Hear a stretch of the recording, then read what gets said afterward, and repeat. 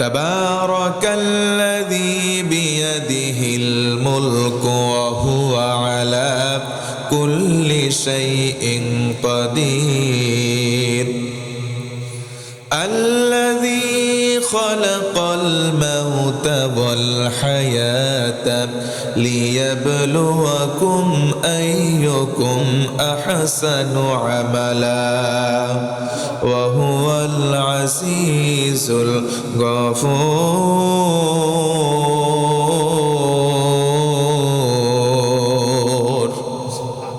আল্লাহ বলেন, বরকতময় সেই সত্তা যার হাতে সমস্ত ক্ষমতা। তিনি তোমাদেরকে সৃষ্টি করেছেন, জীবন দিয়েছেন, হায়াত দিয়েছেন, মাউত দিয়েছেন। তবে দেখতে চান তোমাদের এই হায়াতে জিন্দেগির ভিতরে সব থেকে ভালো আমল কারা কারা করে। সুবহানাল্লাহ। আল্লাহ বলে নাই অনেক আমল কারা করে, অনেক আমল, বেশি আমল কে করে আল্লাহ তা দেখবেন না। আল্লাহ বললেন ভালো আমল, স্পেশাল, গ্রহণযোগ্য, সুপারলেটিভ ডিগ্রি, আহসান, সব থেকে উত্তম আমল কে করে আমি আল্লাহ তাদেরকে বাছাই করতে চাই, দেখতে চাই। বলুন সুবহানাল্লাহ। এ কথা স্পষ্ট প্রতীয়মান হয় আয়াতে কারিমা থেকে। মানুষের অনেক আমল আছে, সেই আমল দিয়ে সে জান্নাতে যেতেও পারে, নাও পারে, কিন্তু মানুষের অল্প আমল আছে। রাসূল আমার বলেন আখলিস দীনাক ইয়াকফিকাল আমালুল কলিল। একটা বান্দা, আমার উম্মতি, তোমার যদি অন্তরটা স্বচ্ছ হয়, তোমার কলিজার ভিতরে সাফির, কোনো প্যাঁচ নাই, কোনো দাগ নাই, মানুষের প্রতি কোনো হিংসা নাই, অহংকার নাই, স্বচ্ছ যদি অন্তর হয়, অল্প আমল তোমার নাজাত পেয়ে জান্নাতে যাওয়ার জন্য যথেষ্ট হবে। সুবহানাল্লাহ। অধিক আমল আল্লাহ দেখবেন। কে কত আমল করেছে, কত তাহাজ্জুদ করেছে, কত দান করেছে, কতবার হজ করেছে, আল্লাহ সেই দিকে দেখার আগে দেখবেন তোমার কলিজা আল্লাহমুখী কিনা, কলিজার মধ্যে দাগ আছে কিনা, কার কলিজা স্বচ্ছ, আল্লাহ আগে সেটা দেখবেন। বলুন সুবহানাল্লাহ। তার মানে আমি আমল করতে বারণ করছি না, আমল অধিক করবেন, মাশাআল্লাহ, এটা তো অনেক ভালো কথা। আমরা টোটাফাটা মানুষ, আমাদের আমল বেশি নেই। আমল করবেন, বেশি করবেন না তা নয়, কিন্তু বেশি আমল করার থেকে অন্তরকে স্বচ্ছ করার চেষ্টা বেশি করবেন, কারণ এই গুরুত্বটা দিচ্ছেন কে? আল্লাহ। অন্তরের মধ্যে হিংসা রেখে মসজিদে এসে নামাজ পড়ে, পাশে আরেকজন গরিব মানুষ দাঁড়াইছে, তার গায়ে একটু দুর্গন্ধ থাকতে পারে, রিক্সা চালাইছে অথবা জন খাটছে, পাইট দিয়ে আসছে, গায়ের মধ্যে দুর্গন্ধ। আপনি একজন বড় লোক মানুষ, তার থেকে তুলনামূলক ধনী মানুষ, আপনি পাশে দাঁড়িয়ে যদি নাক সিটকানি দেন না, এই বেচারা আমার পাশে দাঁড়াইলো, কেমন জানি লাগলো, এইটুকু আপনার জাহান্নামে যাওয়ার জন্য যথেষ্ট। এতটুকুন আপনার জাহান্নামে যাওয়ার জন্য যথেষ্ট।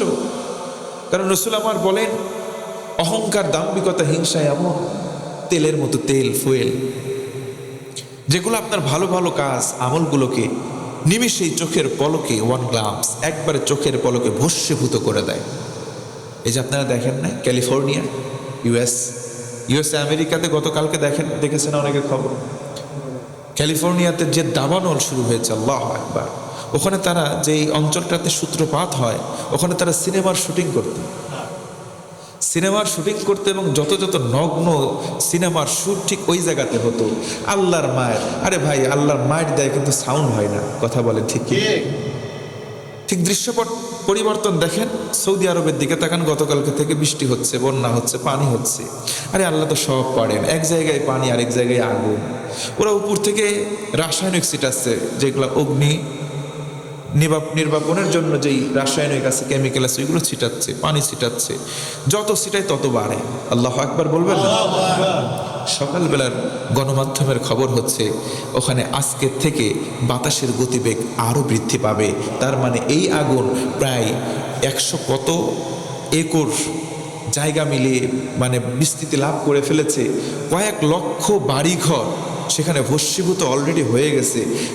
লক্ষাধিক, লক্ষ লক্ষ, প্রায় কোটির কাছাকাছি মানুষ নির্দিষ্ট বা নিরাপদ জায়গায় হস্তান্তর হয়েছে বা চলে গিয়েছে, ওই জায়গার আগুন এখনো নিয়ন্ত্রণে আনতে পারতেছে না। অথচ বলা হয় বিশ্বের ভিতরে সব দিক থেকে অগ্রগতি সাধন করেছে বা অগ্রগামী হয়েছে আমেরিকা, কিন্তু সাধারণ সিম্পল এক জায়গার আগুন এখনো পর্যন্ত নিয়ন্ত্রণে আনতে পারতেছে না। তার মানে বোঝা গেল পৃথিবীতে সব কিছুর ক্ষমতা মানুষের হাতে। বাস্তব উদাহরণ, সব কিছুর ক্ষমতা মানুষের হাতে নাই। আল্লাহ হচ্ছেন রব। আল্লাহ কি? আরো বলেন, রব। রব নামের একটা শান আছে। আল্লাহ রব বিধায় এই রবের ওসিলায় হিন্দুরেও বাদ দেয় না, মুসলিমরেও বাদ দেয় না, খ্রিস্টান অন্য ধর্মেরও বাদ দেয় না। রব নামের ওসিলায় ইজ্জতে আল্লাহ পাক সবাইরে রিজিক দেয়। সুবহানাল্লাহ। তিনি যদি রব না হতেন তাহলে অক্সিজেন লিমিটেশন করে দিতেন।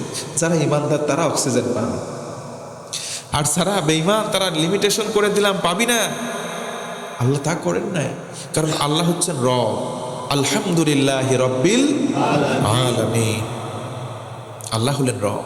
আল্লাহ বলেন গোলাম আমি তো রব, আমার দাসত্ব করবি, আমার দাসত্ব করবি, আমি আল্লাহর গোলামি করবি, কারণ আমি কেবল তোরে গোলামি করার জন্য সৃষ্টি করছি। গোলামির মান শান যদি অক্ষুণ্ণ না রেখে আমরা উল্টা পাল্টা বা আল্লাহর দেখিয়ে দেওয়া সীমানা বা দেখিয়ে দেওয়া নির্দেশনা না মেনে নিজের মন গড়া চলি, মন গড়া জিন্দেগি যাচ্ছে তাই জিন্দেগি নিয়ে কশ্চিনকালে আল্লাহর পেয়ারা বান্দা হওয়া সম্ভব। আল্লাহর কাছে দোয়া করি, আল্লাহ প্রাকৃতিক যত বালা মুসিবত আছে আমাদের এই সবুজ সোনার বাংলাদেশটাকে সেই মুসিবতগুলো থেকে তুমি হেফাজত করো। মনে রাখবেন আল্লাহ পাপের কারণে সমূলে ধ্বংস করেন না একবার, কারণ রসুলের দোয়া তো। আল্লাহ হলেন রব গোটা বিশ্ববাসীর জন্য, আর রসুল হলেন রহমত গোটা বিশ্ববাসীর জন্য। করেন সুবহানাল্লাহ। আরে রসুলকে মেরে রক্তাক্ত করে দেওয়া হলো তায়েফের জমিনে। রসুলের রক্ত খুন মোবারক জমিনের মধ্যে পড়ে গেছে। তারিখুল ইসলাম সাক্ষ্য দেয় রসুল আমার চামড়ার একটা জুতা পরতেন, মোজা চামড়ার, তার শরীর করা হলো পাথরের আঘাতে। নবীজির জিসম মোবারক থেকে রক্তগুলো পড়তে পড়তে পা দিয়ে তলানিতে গিয়ে জুতার সঙ্গে লেগে গেল, পায়ের সঙ্গে এই আঠার মতো লেগে গেছে। নিজের শরীরের খুন রক্ত খুলতে পারে না। জিবরিল আমিন চলে এসেছে। রসুলের একবার জ্ঞান থাকে, একবার অজ্ঞান হয়ে পড়ে। জিবরিল আমিন এসে বলছেন, ইয়া রাসূলুল্লাহ আপনি আমারে একবার বলেন না, আমার সঙ্গে এই দেখেন ওই যে পাহাড় পরিচালনাকারী ফেরেশতা আসছে, আপনি একবার বলেন, দুইটা পাহাড়ের ফেরেশতা পরিচালনাকারী ফেরেশতা আমার সাথে, আপনি একবার বলেন সেকেন্ডেরও কম সময়ের ভিতরে তাইফবাসীকে দুই পাহাড় দিয়ে এইরকম করে ধুলার মতো ধূসরিত করে দেওয়া হবে। আল্লাহু আকবার। রাসূল আমার কষ্ট, নিজের শরীরে জ্ঞান নাই, নিজের শরীরের রক্ত প্রবাহিত হচ্ছে এক এক জায়গায়। ওই জায়গাগুলো এখনো মার্ক করা আছে, যারা গিয়েছেন দেখেছেন। নবীজির রক্ত যেখানে প্রবাহিত হয়েছে ওই জায়গাগুলো এখনো ঘেরা আছে তার কাটাতে। রাসূল আমার সব থেকে বেশি রক্তক্ষরণের কারণে অজ্ঞান হয়ে পড়লেন। যখনই জ্ঞান আসে মুস্কি হাসি দিয়ে জিবরিল আমিনকে বলে, ভাই ওদের জন্য আমি বদদোয়া করব? আমি তো বদদোয়ার জন্য আসি নাই, আমি ওদের জন্য দোয়া করছি, আল্লাহ ওদেরকে তুমি ইসলামের জন্য কবুল করো। কেমন রহমত! আরে কেমন রহমতের নবী, দয়ার নবী। হ্যাঁ, সেই নবীরে আজকে চিনলাম না আমরা। রসুলের যে মার দিচ্ছে, আঘাত করছে, তার জন্য রসুল দোয়া করছেন। আর সেই রসুলের উম্মত বলে আজকে আমরা দাবি করি। একজন একটু কটু কথা বললে তার জন্য বদদোয়া করি, সুযোগ পাইলে যেন হাতের কাছে যা পাই তাই দিয়ে আঘাতও করি। প্রকৃত উম্মত আমরা হতে পারি নাই, প্রকৃত উম্মত হতে পারি নাই। ওয়া মা আরসালনাকা ইল্লা রাহমাতাল লিল আলামিন। আল্লাহ এমনি এমনি বলে নাই যে পরীক্ষা নেব। দুনিয়াটা হচ্ছে আমাদের জন্য একটা ক্লাসরুম, একটা শ্রেণী। এখানে আল্লাহ পরীক্ষা নেবেন। গোল্ড মার্ক, কারা এ প্লাস পায়, গোল্ডেন পায়, আল্লাহ এগুলোকে বাছাই করবেন। জোরে বলুন সুবহানাল্লাহ। আজকে মানুষের উগ্রতা বেড়ে যাচ্ছে দিন দিন, প্রত্যেকটা মানুষের উগ্রতা বেড়ে যাচ্ছে। আমাদের ধৈর্য সবর এগুলো কমে যাচ্ছে। আগে নরম হতে শিখুন। রসুলের দাওয়াতি কাজে আগে হার্ড লাইন ছিল না। রসুলের দাওয়াতি মিশন আর ভিশনের মধ্যে শুরুতে ছিল মাধুর্য, শুরুতে ছিল ভালোবাসা, প্রেম, মমতা। আরেকবার বলেন না সুবহানাল্লাহ। রসুল আমার দোয়া করলেন, রসুলের দোয়ার ফলে আজকে তায়েফে যারা যান তারা দেখতে পেয়েছেন, যারা অনলাইন সূত্রে দেখেন, তায়েফের জমিনটা সে সময় একবারে অনুর্বর জমিন ছিল। রসুলের দোয়ার ফলে আজকে তায়েফের দিকে তাকান, শুধু সবুজ সবুজ আর সবুজ। জোরে বলুন সুবহানাল্লাহ। গোটা বিশ্ববাসীর জন্য রসুল আমার রহমত। সেই রসুলের দোয়ার ফলে আজকে পাপের কারণে আল্লাহ সমুদয় গোষ্ঠীকে ধ্বংস করে দিচ্ছেন না। তার বাস্তব উদাহরণ এই ক্যালিফোর্নিয়ায় আমেরিকার দাবানল। আল্লাহ একটু করে মিস কল দিচ্ছেন, সাবধান হ, সাবধান হ, সাবধান হ। সাবধান যখন হবে না তখন আল্লাহ সিস্টেম আল্লাহ অ্যাপ্লাই করে দেবেন। জোরে কোন আল্লাহু আকবার। যত পাপের কাজ হচ্ছে সারা দেশের মধ্যে, আমাদের দেশও বাদ নাই, আমাদের দেশও বাদ নাই, আমাদের দেশে হচ্ছে। আমাদের দেশের সিনেমা তৈরি হয় কি বলে ঢালিউড পাড়া। ঢালিউড পাড়ায় মানুষ মারা যায়, টেলিভিশনে তাদেরকে দেখা যায়, কয় হিন্দু ছিল, কয় না বিয়ের সময় মুসলিম হয়েছে, দে জানাজা।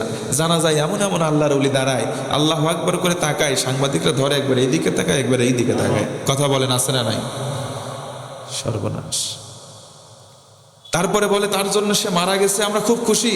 আবার বলে না, আমরা খুব দুঃখিত, আমরা দুঃখিত সে মারা গেছে। মারা গেলে কোন জায়গায় সুবহানাল্লাহ, কোন জায়গায় আলহামদুলিল্লাহ, নাউজুবিল্লাহ বলতে হয়, এইগুলো শয়তান একটাও কিছু জানে না। আমার মনে হয় শুধু ওই যে জন্মের পরে বুদ্ধির পরে একটু খাতনা করে দিয়েছে, নামের শুরুতে মোহাম্মদ শেষে ইসলাম আছে, তার মানে জন্মসূত্রে প্রাপ্ত মুসলমানিত্ব নিয়ে পরিচয় দিচ্ছে আমরা মুসলমান। প্রকৃতপক্ষে ভালো করে তার জীবন যদি একটু সার্চ করা যায়, ইসলামের রস্যই শব্দটা তার ভিতরে নাই। কথা বলেন ঠিক কিনা? নাই। এগুলো পরিতাপের বিষয়। ওইগুলোর আইডল মানে আমাদের যুবকরা, আমাদের যুবতীরা। ওগুলো নাটক করে, সিনেমা করে, আজে বাজে জিনিস প্রমোট করে।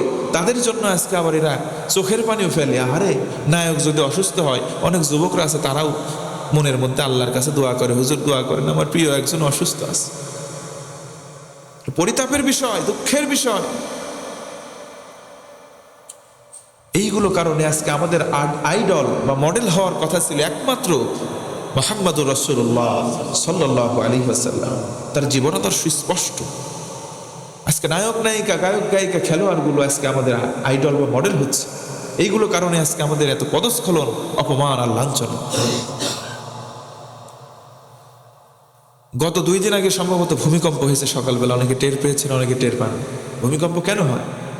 এগুলো আল্লাহ সতর্ক করেন, বান্দা তোদের পরীক্ষা করবো, আমি পরীক্ষা করব, পরীক্ষা। এর মধ্যে যারা উত্তীর্ণ হবে, পাশ করবে, তাদেরকে কেবল আমি গ্রেড মার্ক দেব। আর গ্রেড মার্ক পাবে যারা, আমি আল্লাহর পেয়ারা বান্দা তারা। আল্লাহর পেয়ারা হলে জান্নাত চাওয়ার দরকার নেই, অটোমেটিক জান্নাত তাদের কাছে ধরা দেবে। সুবহানাল্লাহ। জান্নাতে যাওয়ার পরে জান্নাতি বান্দাদের চাওয়া থাকবে। আল্লাহ বলবেন, বান্দা তোমরা চাও কি? চাও কি? চাও আর কি? চাও আর কি? চাও নাথিং মোর। ওর লর্ড, ও আমাদের রব, আর কিচ্ছু চাই না। একটা জিনিসই চাওয়া। কি চাও বলো? আমরা তোমার বান্দা জান্নাতে আসছে, আল্লাহ নয়ন দিয়ে তোমার একবার দেখতে চাই। জোরে কোন সুবহানাল্লাহ। আরে আল্লাহরে যে দেখতে পাবে তার কোনো ভয় নাই, চিন্তা নাই। জান্নাত কি তুচ্ছ, কিচ্ছু না। আল্লাহ পাকের দর্শন যদি কোনো বান্দার হয়ে যায়, তার আর কিচ্ছু লাগবে না, কিচ্ছু লাগবে না, কিচ্ছু লাগবে না। আল্লাহু আকবার। আমরাও চাই আল্লাহর দিদার, আল্লাহর সাক্ষাৎ যেন আমরা পাই। কোন আমিন। আল্লাহ বলেন, ওয়ালানাবলুওয়ান্নাকুম বিশাইইম মিনাল খাউফ। বান্দারে, আমি তোমাদের ভিতরে অনেককে ভয় দিয়ে পরীক্ষা করব। ভয়, ভয়। সবাই বলেন তো কি ভয়? আমাদের কলিজায় আছে না নাই? নাই মানে প্রচুর ভয় আমাদের। রাস্তায় একাকি রাত্রিবেলা হেঁটে যান, কেউ নাই আশেপাশে। আমাদের কাছে অনেক সময় পানি পড়া নিতে আসেন, হুজুর একা একা রাত্রে যাইতেছি, গা সিমসিম করে, মনে হয় পিছন দিক থেকে কে যেন হেঁটে আসতেছে।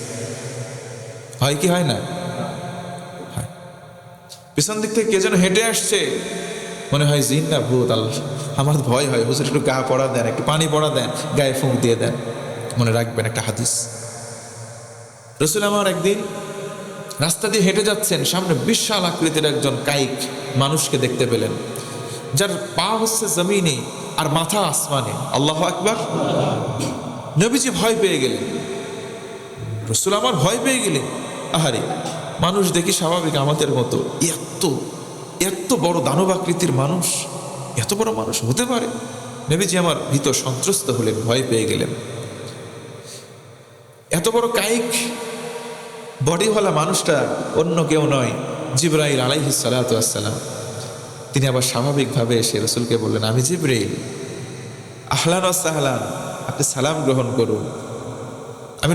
আমি রসুল, আপনি রসুল, আমি আল্লাহর পক্ষ থেকে রসুল। রসুল মানে একটা বার্তাবাহক, আমি বার্তা নিয়ে এসেছি, আপনার কাছে বার্তা নিয়ে এসেছি রসুল।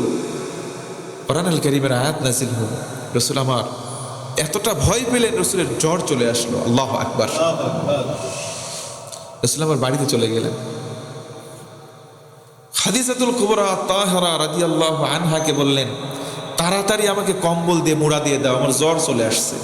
ভয় পেলে অনেকের জ্বর আসে, দেখবেন, ভয় পেলে অনেকের জ্বর চলে আসে। আমার রসুলের স্বয়ং জ্বর চলে এসছে। রসুল আমার গিয়ে বললেন, সাম্মিলুনি, তাড়াতাড়ি আমার কম্বল দিয়ে আচ্ছাদন করে দাও। খাদিজাতুল কুবরা বললেন, না, আপনি ঘাবড়াবেন না, আপনি শুয়ে পড়ুন। মাথায় পানি দিলেন, জলপট্টি দিলেন, কম্বল দিয়ে ঢেকে দিলেন, আর বললেন আপনি ভয় পাবেন না। হাদিসের ভাষ্য, পরে আপনার মধ্যে 5টা কোয়ালিটি আছে, আপনার ক্যারেক্টারের মধ্যে 5টা ভালো গুণ আছে, এই কারণে কোনো জিন, কোনো ভূত আপনাকে ধরতে পারে না, আপনি ভয় পাবেন না। জোরে কোন সুবহানাল্লাহ। আপনার ভেতরে প্রথম গুণ, আপনি আপনার কোনো প্রতিবেশী আত্মীয় স্বজনের হক নষ্ট করেন নাই। একবার বলা যাবে কি সুবহানাল্লাহ? তার মানে বোঝা গেল, ভূতে ধরবে তাদের আত্মীয়ের হক নষ্ট করে যারা। কথা বলেন ঠিক কিনা? রসুল খাদিজাতুল কুবরা সার্টিফিকেট দিচ্ছেন। ওই হাদিসের দিকে আজকে যাব না, একটা পয়েন্ট বলি। ওগো রসুল, আপনার প্রাণের স্বামী, আপনি ভয় পাবেন না, আপনাকে কোনো জিন ধরতে পারে না, ভূত ধরতে পারে না, কারণ আপনার ভেতরে প্রথম গুণ, আপনি কোনো আত্মীয় স্বজনের হক নষ্ট করেন না। তার মানে বোঝা গেল, যারা আত্মীয় স্বজনের হক নষ্ট করবে তাদেরকে দুষ্ট জিন, ভূত এগুলো আসর করতে পারে। মনের ভিতরে, কলিজার ভিতরে যাদের ভয়, আপনি নিজের বিবেকের কাছে প্রশ্ন করেন যে আপনি কার হক মারছেন, কার হক মারছেন, একটু চিন্তা করে দেখবেন। হক শুধু টাকা পয়সা না, হক শুধু অর্থের লেনদেন বা জমির লেনদেন নয়। আজকে অনেক হাজি সাহেব আছে সমাজে, আপনাদের এই পাবনা শহরে নাই, অন্য জায়গায় আছে। হজ করে আসছে, হজে যাওয়ার আগে সব সম্পত্তি ছেলেগুলোর নামে লিখে দেয়, মেয়েগুলোরে ডেকে মাথায় হাত দিয়ে দোয়া করে দেয়, বলে তোরা আসবি, তোর ভাইগুলো থাকবে ভিটা, এদের থাক, তোরা মাঝে মধ্যে আসিস, এদেরকে দিলাম জমি, তোদেরকে দিলাম দোয়া। এরকম ভণ্ড হাজি আছে না নাই? রসুলকে যদি ভয় পেয়ে বসে, আজকে সমাজের মধ্যে যারা ভীত হন, ভয় হন, মনে হয় পিছনে কে যেন আসতেছে, গা সিমসিম করে, ভয় ভয় করে, আপনি দেখবেন কারো না কারো হক আপনি নষ্ট করে রাখছেন। বলতে পারেন, হুজুর আমার তো জমিই নাই, দেবো কি? জমির হক না, হক অনেক রকম হতে পারে। তার মধ্যে অন্যতম একটা হক হচ্ছে আপনি বান্দা, আল্লাহর সাথে আপনার কিছু হক আছে। 5 ওয়াক্ত নামাজ, এটা আল্লাহর সঙ্গে বান্দার হক। আপনি নামাজ পড়েন নাই 5 ওয়াক্ত, আল্লাহর সঙ্গে আপনি হকের খেলাপ কাজ করছেন। আর এই কারণে আপনার ভিতরে ভয় থাকবে, ভয় অন্যের ভিতর থাকবে না। সবার হক আদায় করার চেষ্টা করবো তো ইনশাল্লাহ। রসুল আমার শুয়ে আছেন, জিবরিল আমিন আবার চলে আসলেন, এসে বলতেছেন, ইয়া আইয়ুহাল মুদ্দাসসির, ওহে চাদর আচ্ছাদনকারী, চাদর দিয়ে শুয়ে আছেন কেন কামলিওয়ালা? ও আপনি দাঁড়ান, ভয় পেয়ে শুয়ে থাকার টাইম শেষ, টাইম ইজ আপ, ওঠেন, স্ট্যান্ড আপ। আমাদের সমাজের মানুষগুলো অন্যায়, অশ্লীলতা, পাপাচারের মধ্যে নিমগ্ন, আপনি দাঁড়ান, সমাজের মধ্যে দাঁড়ান, আনজির, তাদেরকে সতর্ক করেন। সকলে বলুন সুবহানাল্লাহ। ভয় পেয়ে শুয়ে থাকার সময় নাই। নবীজি আমার ভীত সন্ত্রস্ত জ্বর অবস্থায় শুয়ে আছেন, জিবরিল আমিন আয়াত নিয়ে এসে বলতেছেন, হোম, শুয়ে থাকার টাইম নেই, আপনি দাঁড়ান, হোম। গুরু দায়িত্ব দেওয়া হচ্ছে, আনজির, সমাজের মানুষগুলো শিরকের মধ্যে, নিফাকের মধ্যে নিপতিত আছে, আপনি তাদেরকে সতর্ক করেন, আনজির, সতর্ক করেন। সমাজের মধ্যে মুফাসসিরিনে কেরাম উল্লেখ করেছেন, সমাজের মধ্যে ফাও ফাও আপনি দাঁড়াবেন, যে কোনো কথা কেউ শুনবে না। এখন আমি এখানে কথা বলছি, একটা পরিবেশ আছে, কেউ যদি এসে ওখানে চিল্লায়, বলে এদিকে আসো, সেদিকে আসো, এই হুজুরের কথা শুইনো না, আপনাদের মনোযোগ কি ওই দিকে যাবে, নাকি ওরে আবার দমায় দেবেন? ওরে অন্তত বলবে, ওটা চুপ কর, তুই নামাজের পরে শেষে কথা বল। এই কথা বলেন ঠিক কিনা? তার মানে এখানে ওয়ে বা পন্থা বা স্বাভাবিক গতি হচ্ছে সমাজের মানুষকে সতর্ক করার জন্য নেতৃত্ব নেওয়া লাগবে। আপনি নেতৃত্ব যদি না নেন, সমাজের মানুষ আপনার কথা ডোন্ট কেয়ার, কিছু মনেই করবে না। কুম ফাআনযির, এই কারণে রসুলকে বলা হলো কুম, আপনি দাঁড়ান। কোথায়? সমাজের মধ্যে, মানুষের মধ্যে মাথা উঁচু করে দাঁড়ান। তার মানে আপনি নেতা হন। জোরে কোন আল্লাহু আকবার। যদি বলা হয় হুজুর ঠিক আছে সবই বুঝলাম, দাঁড়ানো মানে স্বাভাবিক দাঁড়ানো না, দাঁড়ানো মানে সমাজে মাথা চাড়া দিয়ে দাঁড়ানো, যাতে করে আপনার কথা 10 জন মানুষ শোনে। আনজির, এরপরে আপনি সতর্ক করেন। তার মানে সমাজে নেতৃত্ব না পেলে ওই মানুষের কথাই কেউ ভয় পাবে না। কথা বলেন ঠিক কিনা? আপনি সতর্ক করেন। আনজির কি দিয়ে? মানুষকে জাহান্নামের ভয় দেখান, মানুষকে আল্লাহর শাস্তির ভয় দেখান, মানুষগুলো সতর্ক হবে। তবে কিছু কিছু মানুষ আপনার বাধা দেবে, আপনার এই কাজের, মহতি কাজের মিশনের ভীষণকে রুখে দেওয়ার জন্য চেষ্টা করবে। সে সময় কি করবেন? ও রব্বাকা ফাকাব্বির, আপনার রবের নামের তাকবীর দেন। জোরে কোন আল্লাহু আকবার। তার মানে বোঝা গেল আল্লাহু আকবারটা মুসলমানদের একটা কঠিন পাওয়ারফুল অস্ত্র, যেই অস্ত্র দেখে সব সময়ের জন্য কাফের, দুরাচারী আর ইসলাম বিদ্বেষীরা ভয় পায়। একবার বলতে হবে আল্লাহু আকবার। আল্লাহ বললেন, গোলাম ওয়ালানাবলুওয়ান্নাকুম বিশাইইম মিনাল খাউফ, 1 নম্বর পরীক্ষা করব ভয় দিয়ে। এই ভয় পানির নিচের ভয় নয়, এই ভয় অন্ধকারের ভয় নয়, এই ভয় হতে পারে সকল প্রকার ভয়। আর আসল ভয় কারো কলিজায় যদি থাকে, সেটা হলো রবের ভয়। আল্লাহ বলেন ওই ভয় পানেওয়ালা মানুষদেরকে আমি আল্লাহ বড্ড ভালোবাসি। জোরে কোন সুবহানাল্লাহ। কলিজার মধ্যে আল্লাহর ভয় যার আছে তারে বলে মুত্তাকি। কি বলে? মুত্তাকি, আল্লাহ ভীরু, পরহেজগার। আল্লাহ বলেন ইন্নাল্লাহা ইউহিব্বুল মুত্তাকিন, এ মুত্তাকি বান্দারা আমি আল্লাহ ভীরু বান্দাদের খুব ভালোবাসি। জোরে কোন সুবহানাল্লাহ। আল্লাহ রাব্বুল আলামিনের জন্য আরো বলেন ইয়া আইয়ুহাল্লাযীনা আমানুত্তাকুল্লাহা ওয়াকুলু কওলান সাদীদা। ওহে মুমিন, তোমরা আল্লাহকে ভয় করো আর সত্যবাদী হও, সত্য কথা বলো। ইউসলিহ লাকুম আমালাকুম, তবে কি হবে? তোমাদের যত আমল আছে সবগুলো আমল আল্লাহ শোধন করে দেবে, কবুল করার জন্য উপযুক্ত করে দেবে। আমরা যে টোটাফাটা ভাঙাচোরা ইবাদত করি, ইবাদতের মধ্যে 100% কবুল হওয়ার মতো কি এরকম আমল আমরা করতে পারি? বলেন পারি? যে আমল করি কবুল হবে এই সিকিউরিটি গ্যারান্টি আমরা কেউ দিতে পারি না। হতেও পারে, নাও পারে। আল্লাহ বলেন আমল করলাম, আমলের পরে যদি একটা জিনিসের মিশ্রণ করে দাও, আমি আল্লাহর ভয় যদি কলিজায় লালন করো, ধারণ করো, ইউসলিহ লাকুম আমালাকুম, আমি আল্লাহ তোমার আমলের সকল প্রকার ভুল ত্রুটি স্বচ্ছ করে কবুল করার উপযুক্ত হিসেবে ওই আমলকে কবুল করে নেব। সুবহানাল্লাহ। শুধু তাই নয়, ওয়াগফির লাকুম যুনুবাকুম, তোমার জীবনের যত গুনাহ আছে ওই গুনাহগুলো আমি আল্লাহ মাফ করে দেব। সুবহানাল্লাহ।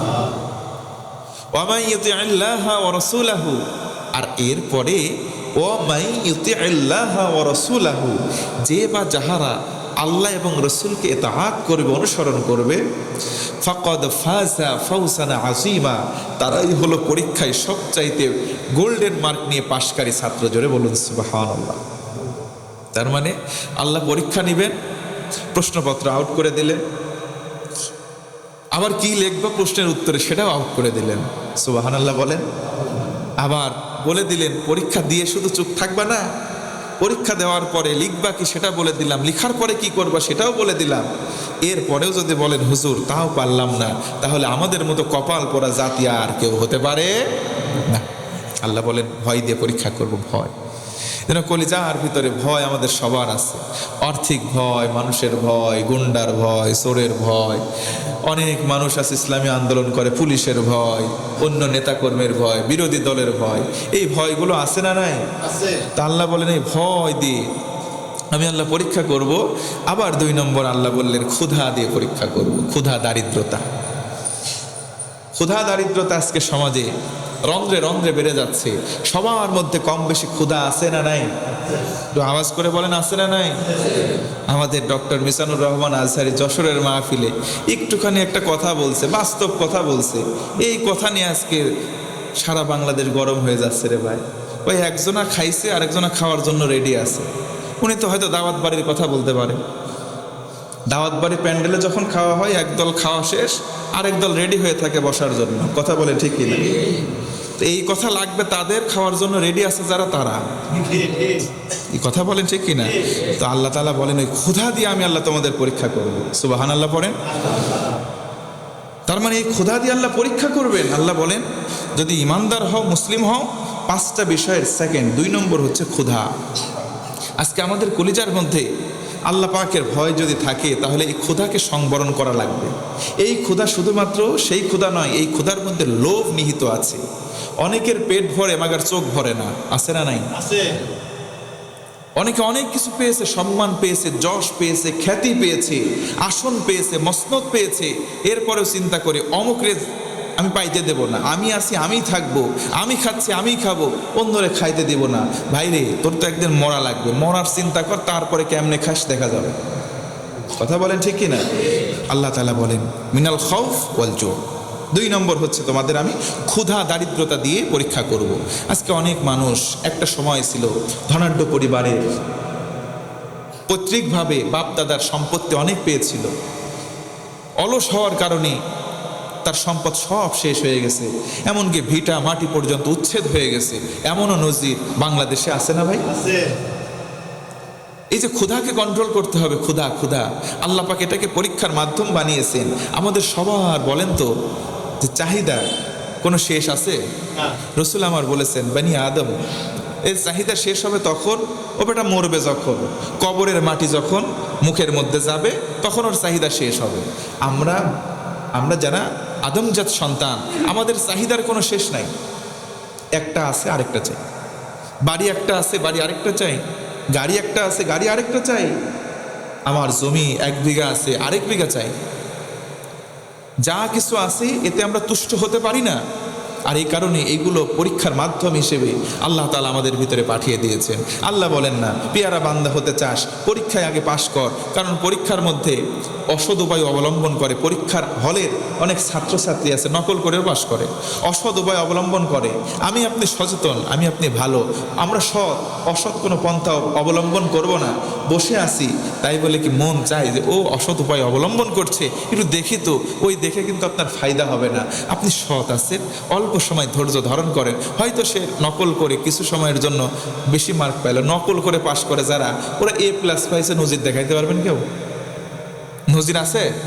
যারা নকল করে পাশ করে বুঝবেন যে ওরা একেবারে গবেট মার্কা ছাত্র, শুধুমাত্র টেনে টুনে পাশ করার জন্যই ধান্দা করে। কথা বলেন ঠিক কিনা? আর যারা ভালো কোয়ালিটিফুল স্টুডেন্ট হবে তাদের নকল করার টাইমই নেই, নকল করার টাইম নেই। কারণ নকল করতে গেলে অনেক সময় ব্যয় হয়, অনেক সময় ব্যয় হয়, মেধা ওই দিকে যায়। আর যে প্রশ্ন প্যাটার্ন করা হয়, সময়কে ভাগ করা হয় 4 ঘন্টা বা 3 ঘন্টার প্রশ্ন, একটা অ্যাপ্লিক্যান্ট একটা পরীক্ষার্থী ওই সময়ের ভিতরে স্বাভাবিকভাবে লিখে শেষ করতে পারবে।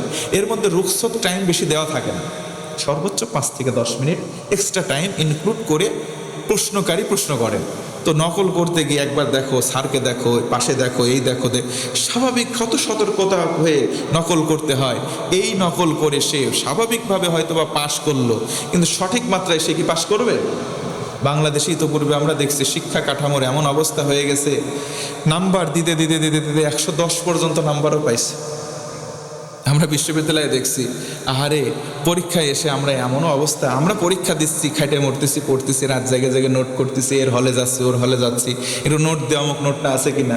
আবার কিছু কিছু আল্লাহর ওলি আছে পরীক্ষায় অংশগ্রহণ করা বাদে আগেই দেখা গেছে তাদের খাতায় সব লেখা আছে। সুবহানাল্লাহ পড়েন, হ্যাঁ নাউজুবিল্লাহ পড়বেন না। আল্লাহ তাআলা বলেন গোলাম প্রশ্ন ফাঁস করলাম, উত্তর কি লিখবি সেটা ফাঁস করলাম, কেমন করে লিখবি, কোন কোন ভাবে নিজেকে কন্ট্রোল করবি, পরীক্ষার হল মানে এই দুনিয়াতে সব বলে দিলাম। এরপরে যদি ফেল করস তুই বেটা গভেট। কথা বলেন ঠিক কিনা? আল্লাহ বলেন ক্ষুধা দিয়ে পরীক্ষা করব। এজন্য আমাদের দারিদ্রতা এটা থাকবে। দারিদ্রতা আছে না? সবার আছে না? দারিদ্রতা, আমার কারো অভাব নাই, এমন কোনো মানুষ এই জায়গায় নাই, অন্তত শুধু এই জায়গায় না, গোটা বিশ্বের মধ্যে নাই যে আমার অভাব নাই, আমার লাগবে না, আমার লাগবে না, এমন একটা মানুষ নাই আল্লাহ বলেন ঠিক ওই জিনিসটা মানে ক্ষুধা দারিদ্রতা, এটা দিয়ে আমি তোমাদের পরীক্ষা করব। 3 নম্বর আল্লাহ বলেন ওয়াল জু, জানমাল দিয়ে পরীক্ষা করব। জানমাল, তোমার জীবন এবং তোমার সম্পদ, এই দুইটা নিয়ে পরীক্ষা করব। মানুষের জীবন সম্পদ এটা পরীক্ষার বস্তু। আল্লাহ অন্য আয়াতে বলেন সন্তান এটা পরীক্ষার বস্তু। আজকে সম্পদ আছে, সম্পদের ক্ষয়ক্ষতি দিয়ে আল্লাহ পরীক্ষা করবেন। বিশেষ করে আমাদের ওইদিকে যান, লিচুর বাগান অভাব নেই, প্রত্যেকটা ম্যাক্সিমাম বেশিরভাগের লিচুর বাগান আছে। ওরে লিচুর মুকুল যখন আসে, ছোট ছোট গুটি হয়, আকাশে মেঘ লাগলে গাছের অবস্থা স্বাভাবিক থাকলেও গাছের মালিকের কলিজা শুকায় যায়। এই কথা বলেন ঠিক কিনা? যাদের আম আছে, আমের মুকুল যখন আসে বা গুটি হয়, যদি আকাশে একটু মেঘ লাগে ওর কলিজা শুকায় একবার, অবস্থা কাহিল। যারা ধানের মৌসুমে ধান ওঠে, ঠিক ওই সময় যদি মেঘ লেগে যায় কলিজা শুকায় যায়। এইগুলো হচ্ছে পরীক্ষা করবেন। আল্লাহ ঘোষণা দিচ্ছেন। ঘোষণা দিচ্ছেন কে? আল্লাহ। এই জানমালের ক্ষয়ক্ষতি দেবেন। যেমন গতকালকে এই যে রাস্তায় হয়তো দেখা হয়েছে, আমি কথা হয়নি, শুনলাম বাজারে ছিল, আমিও বাজারে ছিলাম। রাত্রিবেলা বাসায় ফিরতেছে বাইক নিয়ে, জায়গার মধ্যে 2টা বাইকের মুখোমুখি সংঘর্ষ হয়েছে। এই যে রাত 8:30 কি 9টার দিকে জায়গার মধ্যে একজন মারা গেছে, একবারে তরুতাজা মানুষ। এই যে জানের ক্ষয়ক্ষতি, সে কি জানতো ওই জায়গায় সে মারা যাবে? বিকেল থেকে সে বাজারে, বাড়িতে ফেরার সময় আর কিছু দূর, মাত্র 1 পয়েন্ট সামথিং, ধরলাম 2 কিলোমিটার তার বাড়ির দূরত্ব। 2 কিলোমিটার রাত্রিবেলা ফাঁকা রাস্তায় সর্বোচ্চ না হয় ধরলাম 5 থেকে 6 মিনিট লাগবে। 6 মিনিটের ব্যবধানে সে বাসায় গিয়ে ফ্রেশ হবে, খাবার খাবে, তারপরে ঘুমিয়ে যাবে। এই 6 মিনিটের আগেই তার কিন্তু আসল সময় শেষ।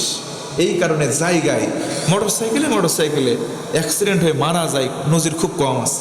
তাও স্বাভাবিকভাবে গ্রাম্য রোড মানে স্বাভাবিক এইরকম মিনি রোডে না, হায়াত নাই। আল্লাহ পাক বললেন ওইটাই যে আমি তোর জান নিয়েও পরীক্ষা করবো বান্দা, ওই সময় সবর ইখতিয়ার করতে হবে। ঘোষণা দিচ্ছেন কে? আল্লাহ। এরপরে আল্লাহ বলেন ওয়াস সামারাত, এই যে ফসলের ক্ষয়ক্ষতি দিবে।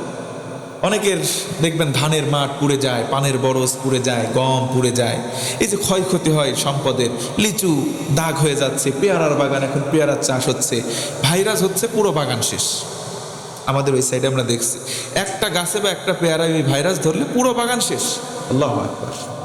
আল্লাহ পাক বলেন আমি এই যে ফসলের ক্ষতির মাধ্যমে তোমার পরীক্ষা নেব। এই পরীক্ষা নিচ্ছেন কে? তাই বলে গালি দেওয়া যাবে? আল্লাহ এমনিতেই অভাবের দিন, খাইতে পারি না, পড়তে পারি না, সবগুলো সম্পদ শেষ করে দিলে আল্লাহ তুমি কি আর লোকের চোখে থাকো না? অমকের বাড়ি বানাইয়ে যাচ্ছে, বিদেশে ছেলে পেলে আছে, টাকা খালি কামাইয়ে যাচ্ছে, আমার এইটুক সম্পদ আল্লাহ তুমি আমারই দেখলা। এমন কথা যাতে আমরা মনের ভুলেও না বলে ফেলি। ইনশাআল্লাহ পড়েন।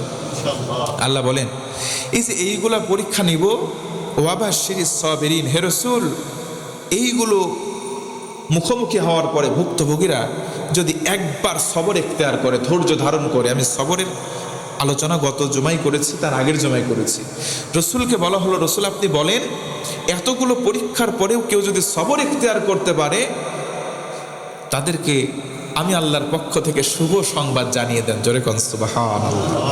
তাহলে পরীক্ষা আসতে পারে, পরীক্ষায় ধৈর্য ধরলে শুভ সংবাদ দিবেন কে? আরো জোরে বলেন কে? কি শুভ সংবাদ দিবেন এটা আমরা জানতে চাই কি চাই না? আমরা শুভ সংবাদে শুনবো, তারপরে বিপদ আসলে বিপদে কি করব উত্তরণের জন্য আল্লাহ সেই ফর্মুলা বলে দিচ্ছেন। সুবহানাল্লাহ বলেন। আমরা এইগুলো বিষয় নিয়ে আগামী দিনে আলোকপাত করব ইনশাআল্লাহ। একটা কথা মনে রাখবেন, পরীক্ষা আসলেই জীবনে হতাশ হওয়া যাবে না, নিরাশ হওয়া যাবে না। সব সময় ভরসা রাখবো কার প্রতি? দুনিয়াতে কোনো ব্যক্তির প্রতি নয়, কোনো প্রতিষ্ঠানের প্রতি নয়, কোনো গোষ্ঠীর প্রতি নয়। সব সময় ভরসা বা তাওয়াক্কুল করব একমাত্র রব আল্লাহর প্রতি। আল্লাহ আমাদের তার প্রতি তাওয়াক্কুল করে, তার ভয় কলিজায় লালন করে জিন্দেগি গঠন করার তৌফিক যেন দান করেন। আমিন। বারাকাল্লাহু লানা ওয়া লাকুম ফিল কুরআনিল আযীম।